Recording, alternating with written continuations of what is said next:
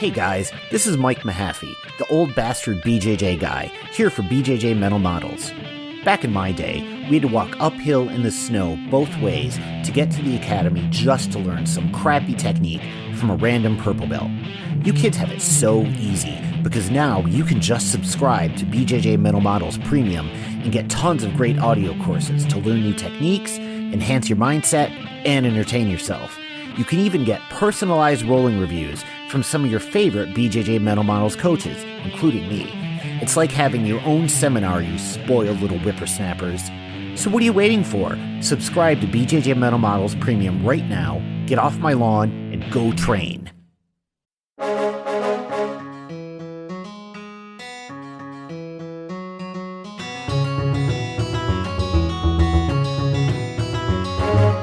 Hey, welcome to BJJ Mental Models, episode 322. I'm Steve Kwan. BJJ Mental Models is your guide to a conceptual and intelligent jiu-jitsu approach. And I'm here today with a fellow Canadian. I've got Marc Ste-Marie on the line. Marc, how is it going, sir? Very good, thank you. Happy to be here. Happy to have you. Now, we'll get into your story, of course. You're a fellow black belt from Canada, but a lot of people listening to this are probably going to think, this guy's name sounds really familiar. Where have I heard that name before? It sounds like it should be associated with royalty or something. Do you want to maybe tell people about who you are and who you're related to and your jiu-jitsu career as well? No problem. Here's the deal. Like, my daughter's making me famous. Like, I got people crowding me at tournaments saying, hey, can we talk to you and stuff like that? Then introduce me as Brianna Ste-Marie's father. So I'm Brianna's dad, and yeah, but you know what? It's like I'm a black belt and stuff, but I keep my distance with her jiu-jitsu career and stuff like that. I don't think parents are good advisors. They're too emotionally involved, but I'm Brianna's dad. And like I said, I watch it as a fan, like most of you guys do. I think she's an amazing person. Obviously, she's my daughter, so there's a lot of bias there. But yeah, so that's what it is. So she made me famous. So what is your official title? I mean, if your daughter is the queen, according to the IBJJF, then does that, I mean, I know that, as Canadians, we're technically monarchists. So what's your title? Are you like the queen father? Is that the official title that we need to call you by? I'm the jester. the court jester. Well, amazing, sir. Something that's been on my mind that I'd love to ask is, how did both you and your daughter discover jiu-jitsu? Is this a thing where you got her into it or she got you into it, or you both just kind of discovered it on your own or started together? I've always been curious about this. Oh, well, it's a good question. Well, first of all, I've started grappling around 5 years old when I lived in Quebec City, and we did judo. And later on, it's like judo led. When we moved to Montreal, there was no judo school in my neighborhood. There was wrestling at my high school. So I converted to wrestling and stuff. And back then, well, there was no jiu-jitsu, right? It's like there was none of that stuff. And I kept going over the years and stuff like that. Then in the 80s, it was like, we called it submission grappling, right? So we did it with no teacher, rolling on industrial carpet and in the grass in parks outdoors, and a bunch of guys who put their knowledge together. We had a sambo guy from Belarus. We had judo guys. We had wrestling guys, and we all pooled the knowledge. And it was a great time. Honestly, I missed that. So, but later on, got kids and everything. And obviously I slowed down a bit because all my three kids were elite athletes. So Brianna played AAA soccer, played rugby. Both my daughters were on Team Quebec Rugby. My son was on Team Quebec Lacrosse. And so I slowed down a bit. But then I remember Brianna coming to me and saying, Dad, she goes to me flat out. And this is a long time ago. I don't know if she remembers that, but she goes, I want to grapple. I said, okay, well, back then there was nothing. Now there's a jiu-jitsu school every second street corner. But so I was coaching at Riverdale Wrestling Club, a local wrestling club. And I said, well, you want to come and wrestle? I don't know if I want to do that. So we stopped talking about it. So, life went on. I kept working and training at BTT with Fabio Landa and Fred Kunsatira and Lee Villeneuve, obviously. And she came at some point. She played rugby. She made it to university rugby. And I don't know, it was not fulfilling her and stuff like that. So, and back then she had a boyfriend that did jiu-jitsu. So she got into it. That's how she got into it. But so I said, well, that's fun. But at the beginning, nobody knew where this was going to go, So I remember she started like 3 weeks into it. She goes, when's the next tournament? So she always been competing at high levels in all kinds of sports. So she was a track athlete too.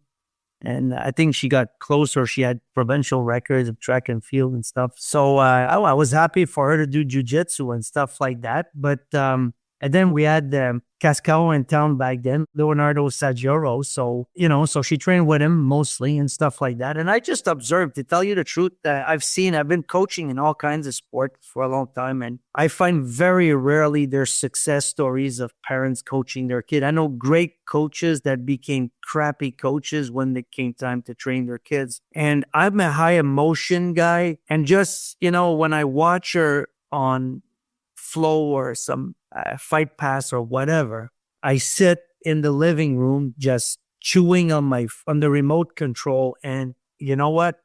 There's no way I'd be able to be there and coach. There's no way. So I always took a back seat and stuff like that, and I just watched her from a healthy distance. If she asked me a question, I answered, but I never commented too much. My grappling game is archaic at best, Yeah, so we'll occasionally roll together. It's a lot of fun because I try to beat her with being slick and technical, so it doesn't always end well for me. But I'm more of an old school smasher, But I try to play a different game when I roll with her, and it's a lot of fun. We're having a good time, good laughs, and that's about it. Like I said, I try to stay on the sideline a bit and not get too much involved like that. I enjoy it as a fan, not as an advisor or something like this. She has plenty of good people around her. People like Dima, people like she's in Australia training with Adele right now, with an amazing young lady. And she's well surrounded. So, you know what? She doesn't need me to give my 2 cents. This is how you chin strap type thing, Well, it's funny, a lot of names that are going to be familiar to the show. I mean, Adele Fornerino, friend of the show as well. Of course, Brianna. Not just a BJJ Mental Models sponsored athlete, but she's also one of the coaches on our review team. I remember recently we pranked her. I sent in a review video that was actually of you. I didn't tell her. What's the funniest thing? I wanted to do it so bad, and I was hurt. I'm always hurt. I'm an orthopedic nightmare. But I said, God, I have to do a roll. Because sadly, I destroyed my phone by accident. I fell and smashed my phone, and I lost tons of footage. I had rolls. I did some good rolls. So I said, I had nothing. So I said, oh, this guy, Steve's going to make me roll, man. I was in agony when I did that thing. But it was fun. I really enjoyed it. Yeah, so that was a blast when we had Brianna do a rolling review for you. I don't get an opportunity to prank our coaches very often, so I very much enjoyed sending her a clip of her black belt dad sparring and asking for her advice. Honestly, at this point, overall, she knows more than I do. Like, I've been grappling for ages, but she's current. I'm not, so I could have used her feedback probably. Well, hey, something that I wanted to talk about with you here today as a topic. For those who don't follow you on Instagram, you post a lot of really cool concept content and a lot of like tips of the day, just really quick, actionable things. And I love that stuff. And something that you talked about on one of your recent posts was about this idea of something called Technique Zero. Yes. And I'd never heard anyone explain this before, but once you told me about it, I realized I've heard a lot of other coaches kind of express a similar idea, but just they never had a good name for it. So I thought it would be awesome to have you on here maybe to talk about that. So I'd love to maybe have you introduce this idea of Technique Zero and what is it and why is it so important for jiu-jitsu? All right. Well, first of all, Technique Zero is a word that was coined by my instructor, Fred Kumsatira. Fred I think he's a great coach, but his downfall is that he seeks zero publicity. He'll never be on social media, doesn't put videos, anything at all. I said, what are you doing, man? People have to hear you. So it's him that basically coined the term Technique Zero. Fred Kumsatira. I got to give reference and be intellectually honest here. It's him. It's his thing. It's the Technique Zero. I call it the art of regression. And I love a lot of times the material out there we see online and things. This is why my jiu-jitsu concept tip with the number there I do is basically geared for people who just started, because all the material you look at instructional, like I might buy it, but I don't know what an underhook is at this point. I think I'm wasting my money. So Technique Zero is basically designed for people who enter the game. And what it is, it's based on observation. So you and I can have two different schools and teach the same move. And you'll see where I'm going with that later. Your technique 0 for a specific move might be different than my technique 0 based on what you've observed.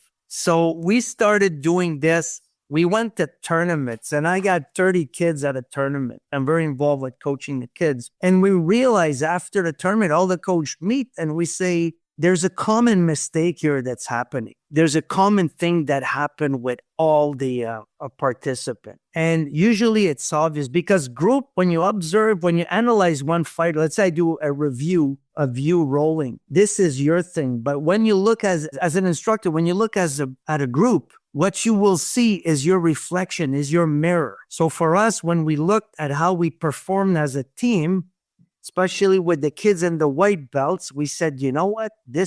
We have a common, first of all, we find the common issue. The people that lost, usually there's common points why they lost, or they lost point. They might have won the match, but people that got swept and stuff. So we look at all this and we say, you know what? This is in a group observation, we say, this thing kept recurring in most of the role. That's a mirror of our coaching. So when nobody coaches perfect, you're always going to find gaps.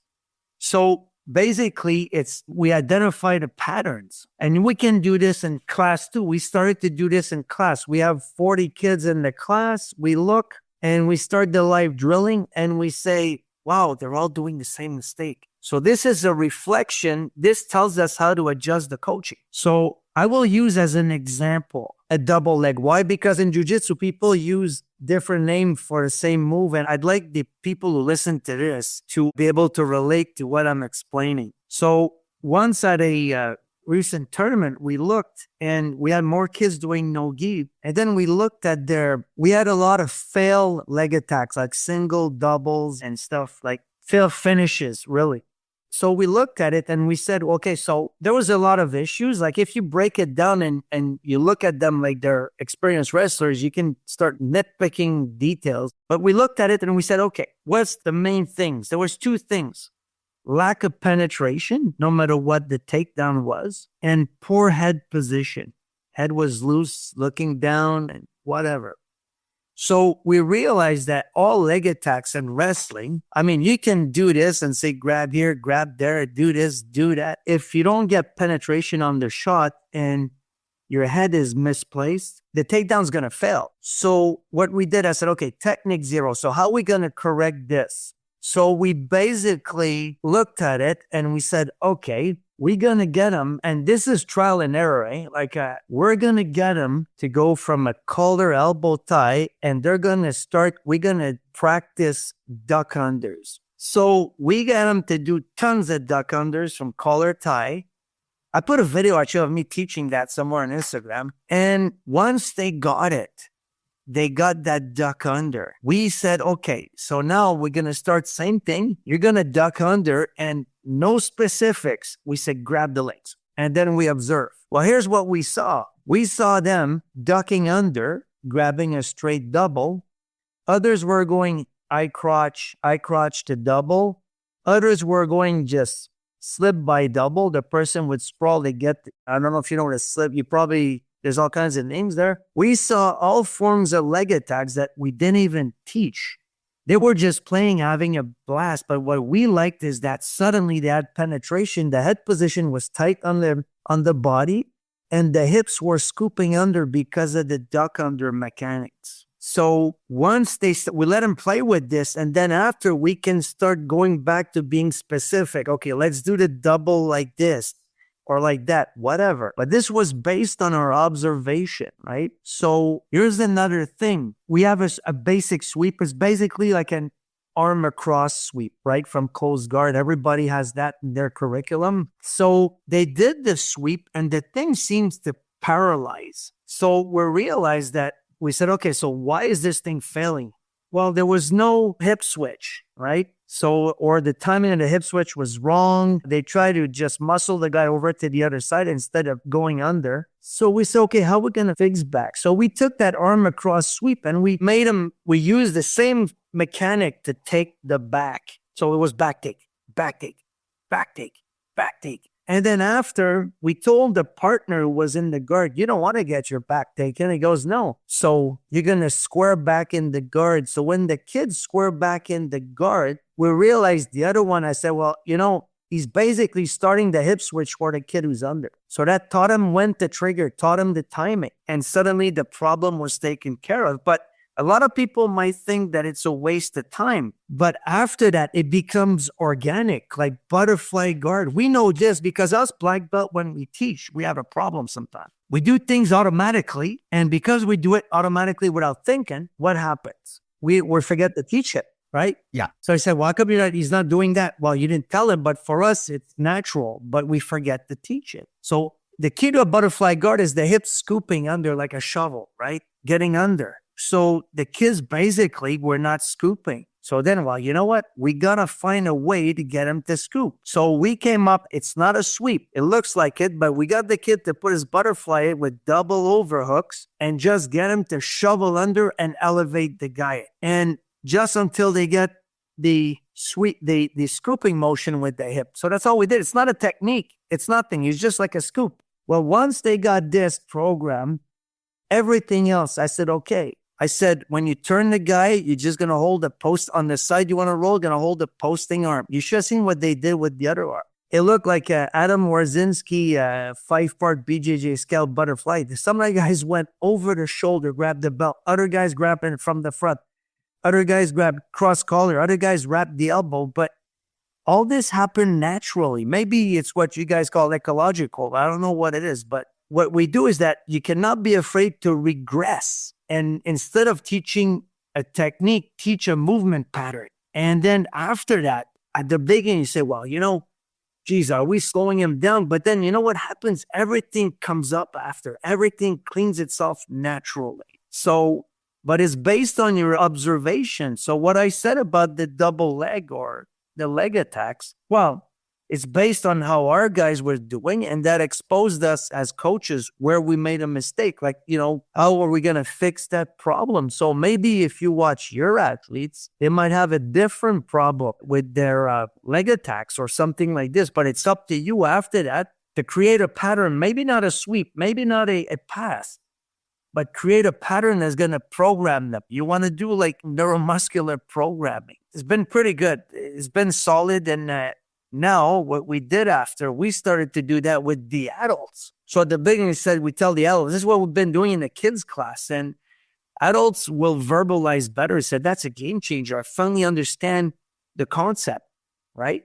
Why can Steve Kwan do a sweep, a basic sweep on a black belt? And it's because you're able to do the adjustment in mid-flight. Why can you do this? It's because you understand the concept of the technique.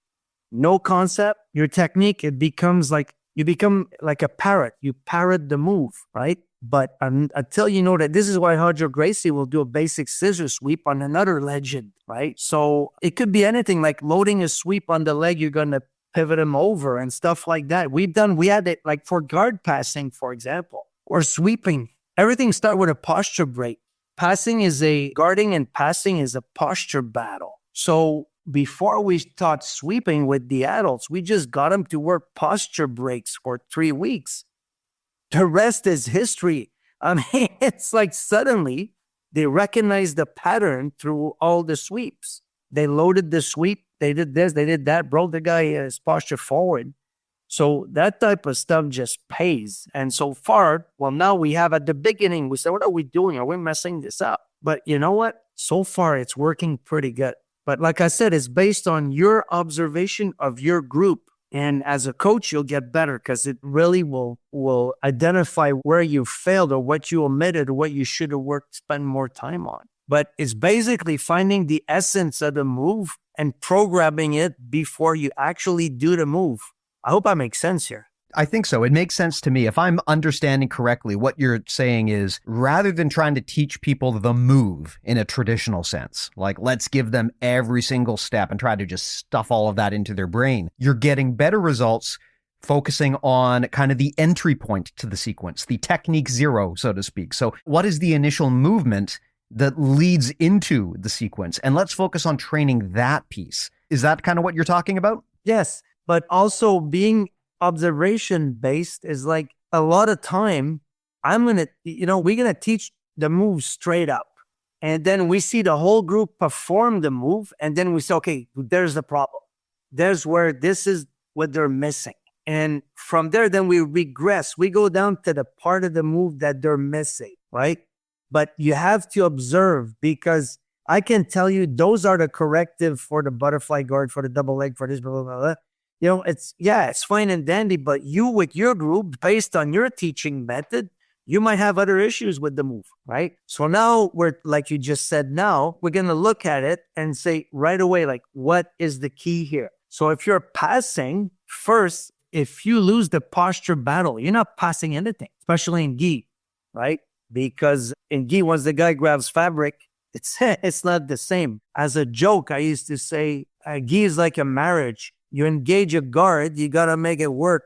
No-gi is like a one-night stand in the back of a cab. You don't like it, you get out and you go back again. But I have never heard anyone explain the gi in that way, but you're absolutely right. And this very much aligns with something that I've noticed too. And I know I've talked about this on the podcast before. I used to struggle a lot with getting tied up in people's guards, and I couldn't figure out how to pass from there, when you're already way deep in there. And at some point I realized, or at least I had this idea in my head, that maybe I should just forget about the technique and try to focus on the first step, which is they're gripping me. And once they grip me, everything goes south, especially as someone who plays in the gi a lot. So how can I stop that from happening? Like, let's forget about the techniques. Let's just play this game where I never let them grip me. And what I realized is once you do that, everything else is like on easy mode, because if they can't grip you, they can't do anything. And then from there, it's way easier to do the move that you wanted to do anyway. 100%. Like Marcelo Garcia said, when you want to counter something in jiu-jitsu, where did I read that? Was that an old Gracie Mack or something like this? Anyway, He said, you don't need to know what the guy wants to do. He says every move in jiu-jitsu has specific gripping pattern. If you disrupt the gripping pattern, you've killed the move, even if you don't know what the guy's doing. And I thought this for me was like a game changer. So I always tell the guys, I said, it's your grips or no grips, right? And this was such a great thing that Marcelo, I think it was in a book called Fire's Mind or something like this. I get it to him anyway. Not important, but I thought it was so good. He goes, disrupt the gripping pattern and you've killed the move, even if you don't know what he's up to. I thought it was such great advice, And here's what I think for Technique Zero for today. I'm watching the class, and my class in the morning, 7 a.m., and they start rolling. I'm looking at this. I said, there's something that bothers me here. And then I realized they're playing their partner's grip pattern. And they're not trying to establish their own grips. They're trying to play. I'm talking about like white and blue belts. They're trying to play off their partner's gripping patterns. You know what? I said, wow. So next week, I'm going to wrap my head again. I got to change this mindset, So I'm thinking of a few games, a few things, a few drills we're going to do. And so that they don't automatically concede the grips and then try to work from using, the other guy, try to overgrip or whatever. But, so I said, you know what, this is something I need to fix. So I'm going to wrap my head around this weekend, and Monday I have to come up with something to do. Technique Zero for gripping. So we're going to do a lot of grip fighting and stuff like that. And I'm going to take care of this, because then I'm going to stay on that like a dog on a bone, because they make it super easy for our advanced guys because they're playing off the other guy's grip, right? Yeah. I'm glad you brought this up, because it's something I actually have an episode booked in the future with someone else that I want to talk about. This idea of these social contracts that we have in jiu-jitsu. We train together and we get into these patterns, whether we realize we're doing it or not. And once we start falling into these like pre-established agreements with people, we sometimes give up the best opportunities to win the fight. Oh my God, yes. You nailed it. Actually, I'm going to quote you on that on Monday. I mean, this is gold. This is absolutely it.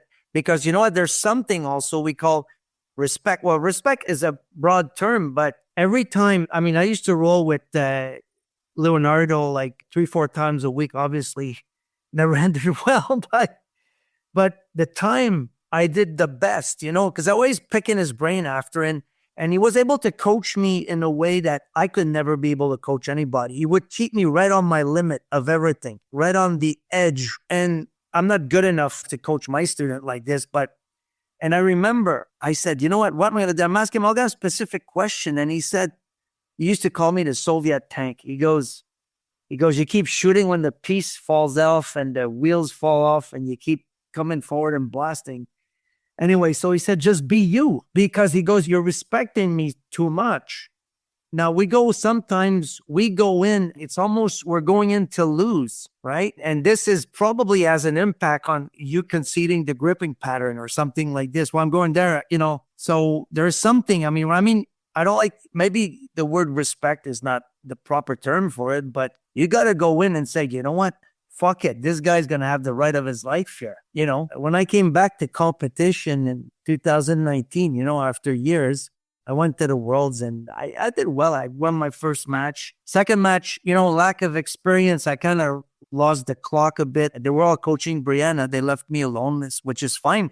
But I kind of lost the time and didn't compete too much. And I coughed up some advantage I shouldn't have. But when I fought that guy, he had like 4 stripes on his black belt, right? Well, I looked at him and I said, what, this guy wants to beat me, he's going to bleed. It's not a question of winning or losing, but when I was finished, he went home. He forfeited the next match. He was done. And I went in there. I said, well, I don't know if it's about the language, but I said, fuck his 4 stripes.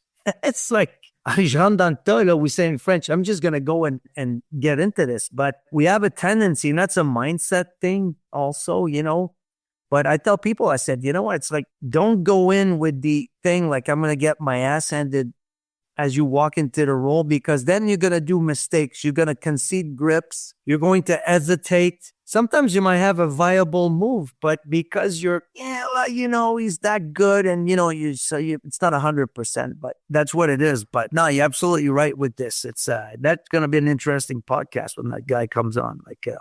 Yeah, that's a great point too about respect. I've talked a lot about this on the podcast before, where I always believe that you should respect your opponent. And people sometimes misunderstand what I mean by that. To me, respect does not mean you like them. It does not even mean that you agree with them. There's a lot of people. If I were in a match with Gordon Ryan, for example, there's a lot of things I don't like about Gordon Ryan, but of course I am going to respect him as an opponent, because if I don't take him seriously, then he's just going to, he's going to steamroll me anyway, but he's definitely going to steamroll me if I don't take him seriously. And if you over respect your opponent to the point where you're deferential to them, that's also dangerous, because you're defeating yourself mentally before you even start. And I think that's, on the topic of technique zero, a big part of that is where mindset comes into play. I think a lot of people, they create these mental triggers for themselves where they kind of start eroding their own confidence before they've even gripped up with someone. And so I think that this is an area of the sport that is probably underdeveloped, which is that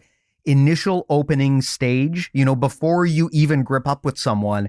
How do you enter into that process dominantly, aggressively, assertively, but also effectively too? I'm going to tell you about one of my students, because he went to ADCC Toronto. He's a blue belt. He's very good. Well, now he's a purple belt, and he entered the advanced division masters, but how it works with ADCC for masters, right? It's 35 and up. There's no master 1, 2, 3. It's, you go in and it's, you can get somebody who's 35 years old, right? This is why ADCC masters, not for me at 62, but master 7 IBJJF is fine. But anyway, so Guillaume gets in there and he's a blue belt, and obviously they're all black belts there in that bracket, right? So he goes in, and he has a solid game. I kind of helped him a bit and brought him up, and he fights a guy, which is a black belt of, what's his face? The black belt from Toronto. Who's number 1 sometimes. He's a short guy with a mustache. God, I'm so not the jiu-jitsu gi here. It's David Garmo.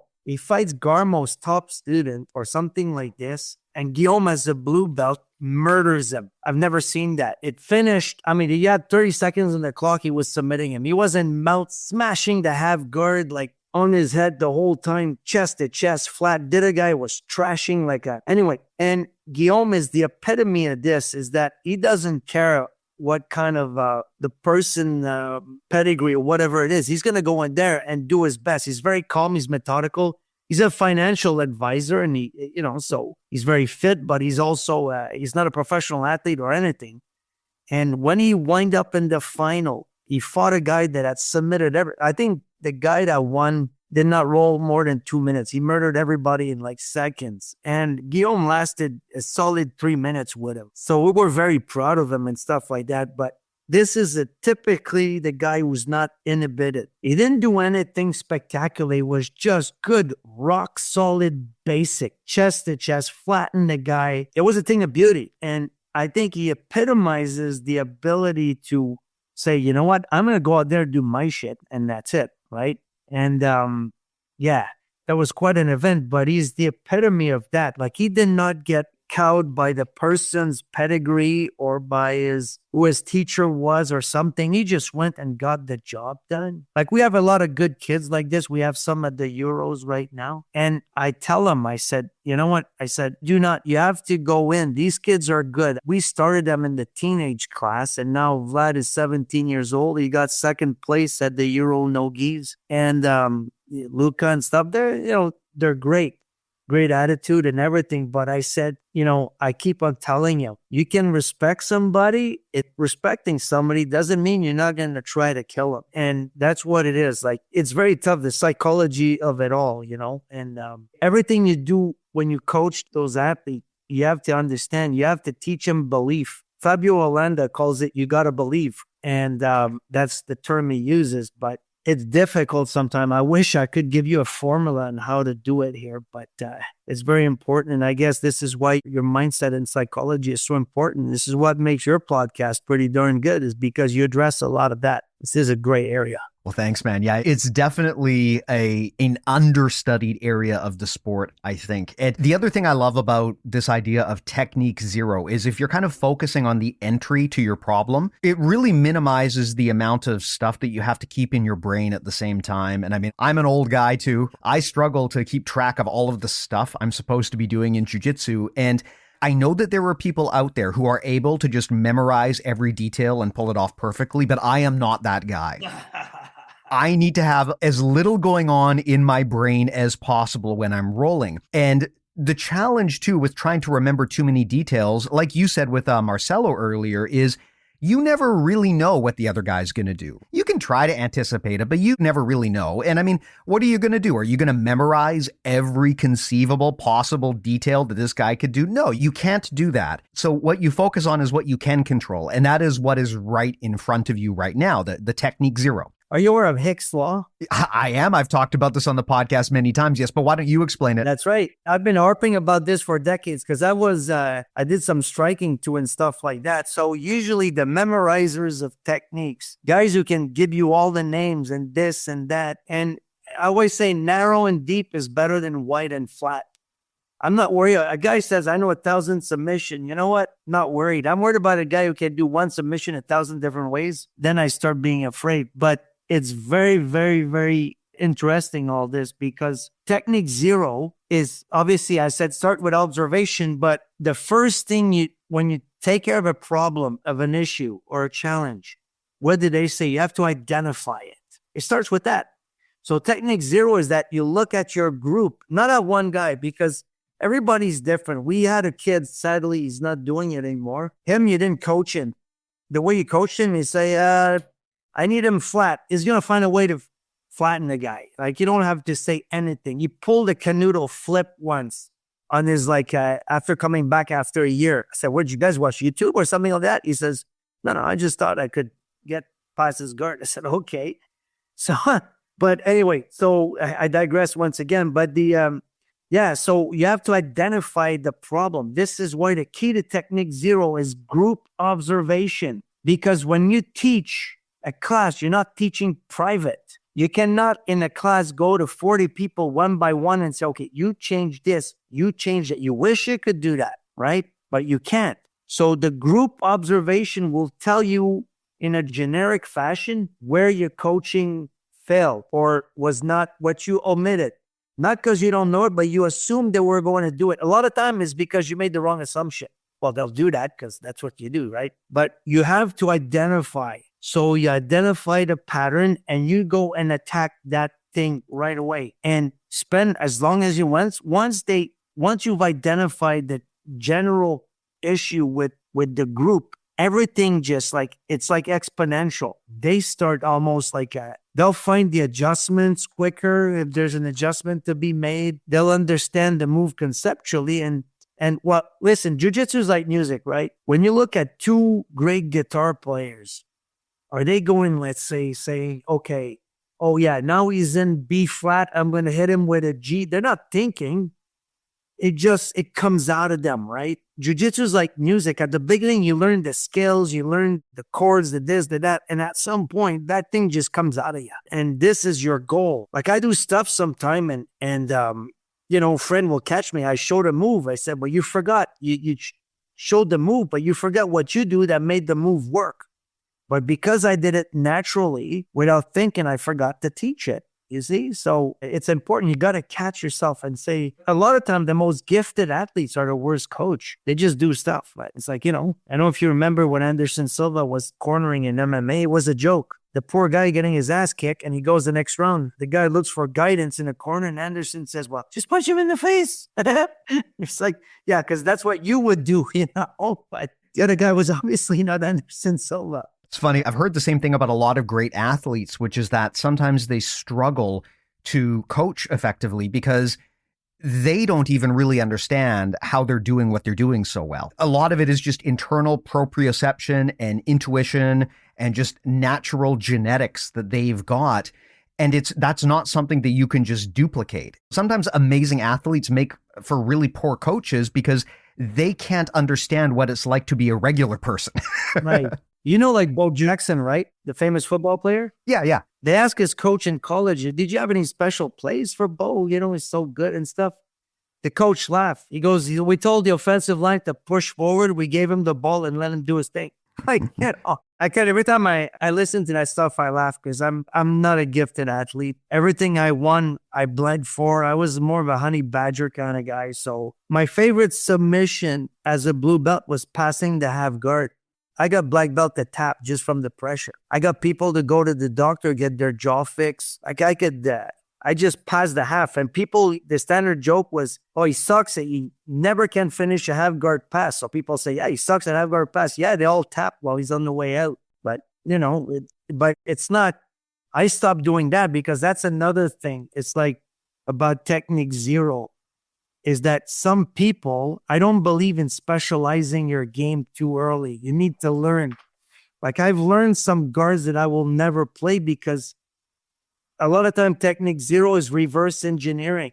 To fix the problem, I will teach the counter before the move. So then the guy says, well, what's the key to the counter? So the guy said, when you do the move, you got to make sure you don't give him those keys, right? You can do this when they're a little more advanced, So I learned spider lasso and I'll never, it's not me, but I learned it so I could beat it. So a lot of time, technique zero, we're going to reverse engineer something. Okay, let's show the counter first. What does the guy do to get out of this? Like we had a problem on sweep when our guys were getting sweep in tournaments. It was too easy for the other guy to finish. So what do we observe? We say, okay, they need to separate their hips and elevate to kill the sweep, right? Or that famous leg grip. Remember when Dalpra lost at the Worlds against Gomez? Was that Gomez? Anyway, the guy held his leg for 3 minutes at the end of the roll and Dalpra could not get off his ass, right? And you can watch that match and I always show like how important that grip is, So we just worked on that like nonstop. And now sweeping my guys, you'll put them on their back, but to keep them there is going to be very, very difficult. Right. So we said, okay, so why did the other guy finishes the sweep? Well, we need separation and elevation. So then this is what we teach.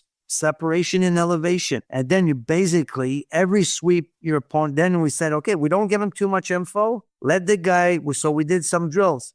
You're going to do because we have a sequence on the wall. We have a curriculum on the wall. And I said, do all the sweeps on your partner. Your partner's going to let you do the sweep and he's going to kill it on landing. So when he lands on his butt on this side, he's going to try to separate and elevate. So you know what happened? That was completely organic. The guys became good at not being swept and the sweepers paid more attention to the grip and to how tight their sweep was because they didn't want the guy late. Automatically, when we did the rolls, the sweeps are tighter, are crisper because they know what the other guy wants to do. So by teaching the counter, the sweeping became better. like by teaching a very generic counter. It's interesting because I was just at a camp in December, and one of the topics that came up was the old black belt advice of, well, just don't let them do that, right? This is one of the most common things that especially black belts will tell people is like, well, how do I get out of this move? How do I make them stop doing this? And often black belts, and this can be frustrating, is they'll say, well, just don't let them do that. And one of the things we were talking about was how that advice can be so frustrating for white belts because they want this big definitive answer about like how to counter every move. But a lot of the time, the best option is just don't get into that situation in the first place, right? Prevention over cure. And I think this is a great example of technique zero, where yes, you can learn the super complicated berimbolo counter, or you can just not let them berimbolo you by not getting your body into that position in the first place. And so that's, I think, another example of kind of technique zero in reverse. But look what's going to happen based on what you said. Okay. You tell them when you teach them how to do something simple to kill the bolo guy is going to become better. You see? So instead of going into this complicated thing, it's funny in grappling because, like I said, I've been grappling for decades. Since I'm 5 years old, I'm 62. A lot of times the counters are simpler than we think. And you can, like Fabio Landa is just, want to roll with Fabio? I mean, Jesus. His game is so painfully simple. Yet he's going to turn you into a human pancake. You're going to moan. And he's going to give his wife his shopping list while he's murdering you. And there's nothing exotic. So you have to be careful. You have to be careful not to fall in that rabbit hole of trying to find the specific counter for everything. Honestly, but I'm speaking for myself now, not for the community. I don't want to learn anything new. I think I have enough stuff in my toolbox to counter anything. It's up to me to do it better. So, like I said, that's my own personal philosophy. But like I said, narrow and deep is better than wide and flat. But I mean, technique zero is everything. It's like it's reverse engineering. Show the counter and the sweeps later on because nobody wants to get swept. Referring to what you said about what happened at the camp, something that's a bit of my pet peeve is that my goal as a black belt is that my student can beat the living shit out of me. Like I read a biography of Leonardo da Vinci and he said that it is a poor teacher, a poor master when his student do not surpass him at some point. So a lot of stuff like technique zero, I had people get in my face, why are you showing the white belt that? Because suddenly the guy has to work to finish a sweep. So there's a lot of ego in there sometimes that goes into it.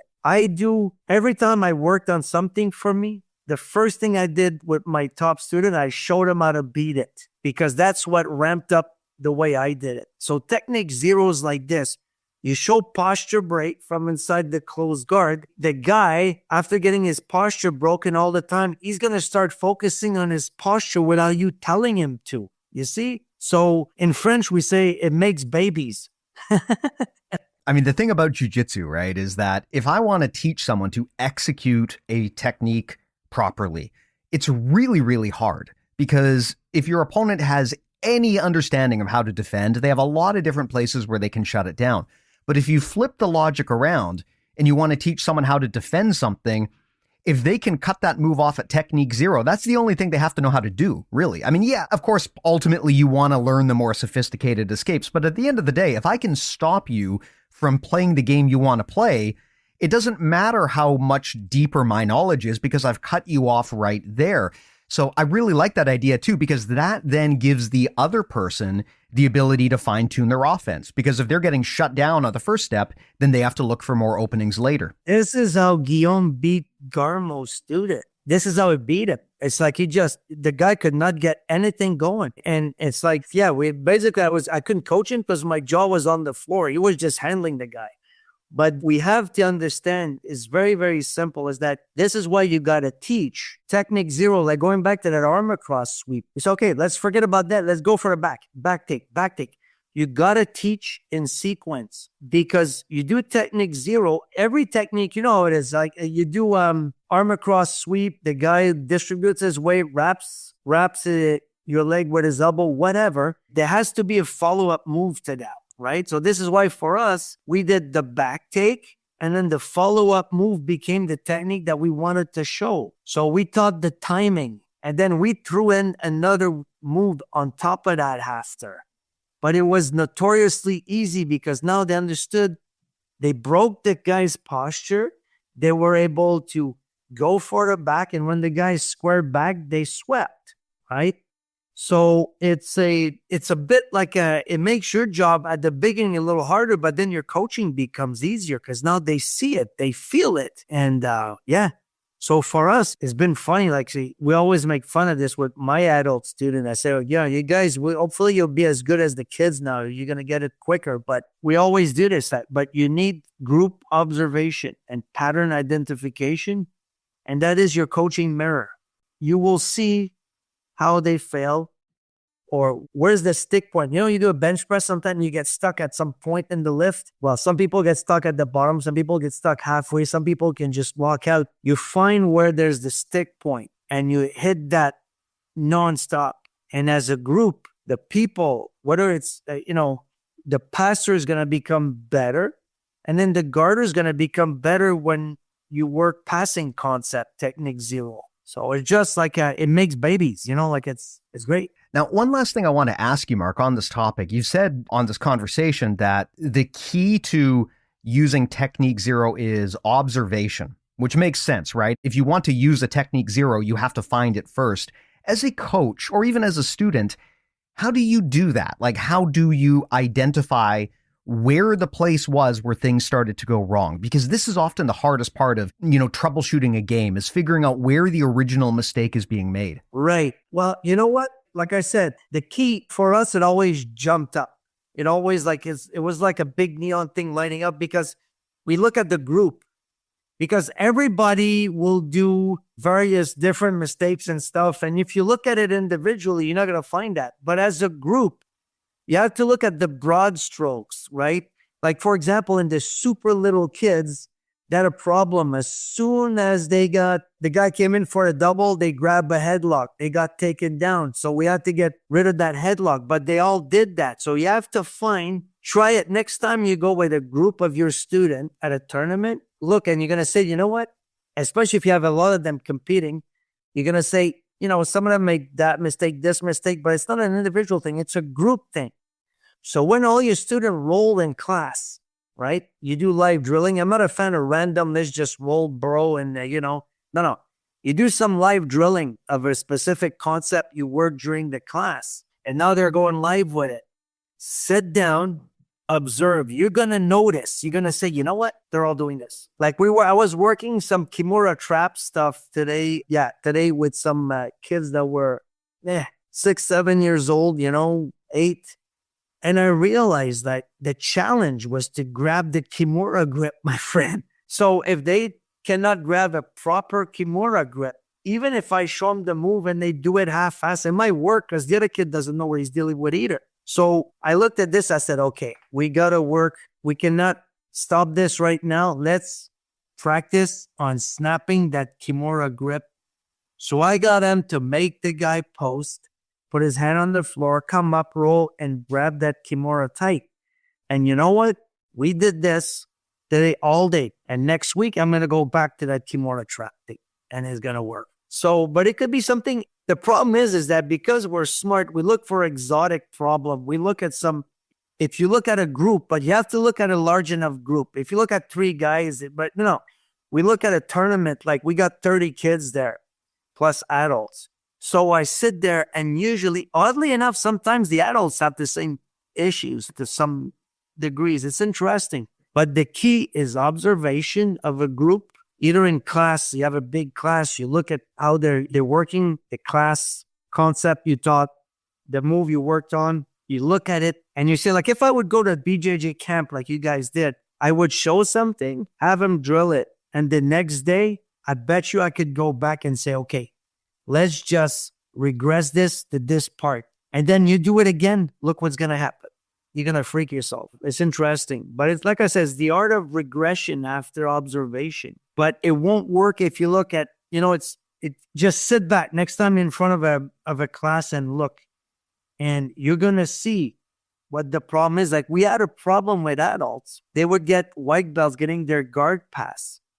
So in order, they would panic, my guard's getting passed. So they would put themselves on the back, stretch both legs to try to grab a half guard.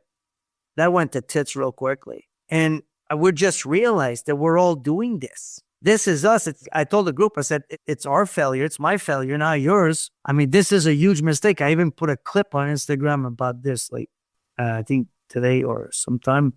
And I said, never do this. But we never really told them because we all know this, but they don't. So now we fix this, right? So now suddenly the reconstruction of guard is better. They don't just go flatten themselves to reach with both legs, like to go catch a half and then get smashed into next week. So we took care of this, but that was based on group observation. I said, look at this. They're all doing that. And then you can address it, right? And then the person passing, the white belt passing, will be better at flattening the guy to force a flat back half. So offense works with defense. That's the beautiful thing on this. Both guys benefit.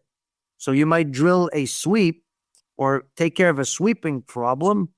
Indirectly, the passer is going to become better at passing. It's organic. It just happens. Amazing, man. Well, awesome chat, Marc. Thank you so much for doing this.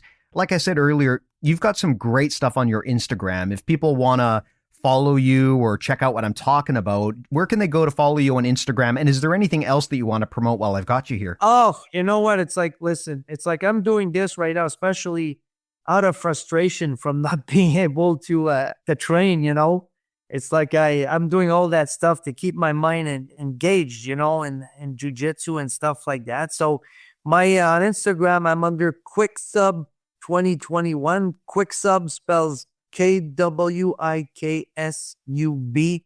2021. And I put a lot of stuff there. I have also a YouTube channel thing like Fight Specs and stuff. And it's called Fight Specs, one word. And so like I said, for me, I'm doing this, keep my mind engaged, stay in the game while I cannot roll, while I can't train and do stuff like that. So it keeps me, I do a lot of research. When I broke my back a long time ago, I fell off a horse and I was a year, couldn't do anything. And back then it was hard because there was no YouTube or internet. I watched like thousands of hours and my friends were giving me Betamax and VHS of judo wrestling tournaments, and I still got the notebook somewhere. I was just taking notes and studying, I used to do a lot of striking too, so I got about 6,000 rounds in the ring. Holy smokes. Yeah, it is. But that includes sparring and stuff like that and things like this. And so I studied. So I figured instead of getting frustrated, I'm going to stay engaged with jiu-jitsu and look at stuff and look at matches and all kinds of things. So I'm always like, I like doing that, and it keeps the frustration at bay. Totally understandable. Well, my friend, I will put those links in the show notes to make it easy for people to find your stuff. So if anyone's listening to this, just pop open your podcast player and go to the info or description section or whatever it's called, and there should be some links to find Marc's stuff. I'll also put all of our stuff there. Everything we make lives at BJJMentalModels.com. The podcast, the mini episodes that we do, our new concept breakdowns. Oh, those are great. Those are great. Thanks, man. I appreciate it. And the newsletter are all completely free. You can get those at BJJMentalModels.com. And beyond that, if you want to kick it up to the next level with us, BJJ Mental Models Premium is the way that you do that. Again, BJJMentalModels.com is where you can go to get that. We've got a massive library of premium podcasts, audio courses, talking about the kind of conceptual stuff that doesn't get discussed enough in the sport. And of course, if you go up to our coaching tier, Marc's daughter, Brianna, will tell you how your jiu-jitsu sucks, which is quite the privilege. Exactly. She tells me my jiu-jitsu sucks all the time, so. You know what? That's the thing that it's like you said, when you are a coach and also a parent, your goal should be that you want your child to surpass you. My child is 7 years old right now, but my God, with the day that she's able to kick my ass, I'm going to be both proud and also very demoralized. That's right. You know what? It's like, maybe it's because I'm older than you, but at 62, I don't have an ego issue. I remember a long time ago, I got tapped by a guy, a blue belt. He was 64 years old back then. He got me in an armbar, fair and square. It was not a gimme. It was not like I got nailed. And he kept saying me, he goes, one day I'm going to nail you. I said, you nailed me already. He said, no, that was a gimme. It wasn't. I've been trying to freaking convince him for a decade. He got me fair and square. I'll get you one day. It's like, no, you got me, bro. I don't have an ego. I'm not ego. I don't have zero problem with a bad day on the mat beats a good day at the office anytime. That is 100% true, sir. Well, thank you so much, Marc. It was a pleasure talking to you. Hope you and yours are doing well. Say hi to Brianna for me. I will. Thank you very much. I really appreciate it. Most welcome, sir. And thanks to everyone who listens. Really appreciate that as well. We'll talk to you in the next one. Take care. See you then.